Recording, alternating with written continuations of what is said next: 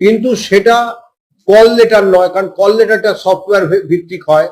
Call লেটারটা পুজোর ছুটির পরে যখন আমাদের কমিশন খুলবে, অর্থাৎ বোধহয় 30 তারিখ খুলছে, 30 তারিখের পরেই আমরা কল লেটারটা দেব।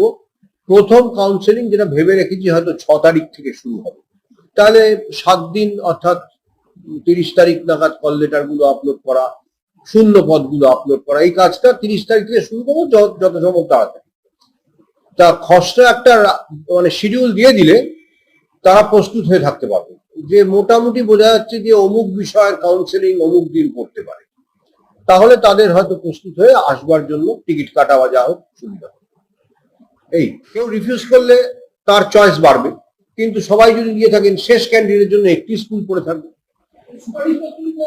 সুপারিশপত্রের ওপর আদালত বোধহয় অনুমতি দেননি, জন্য এখন স্কুল বেছে নেওয়া কাউন্সেলিং এরই অনুমতি আছে।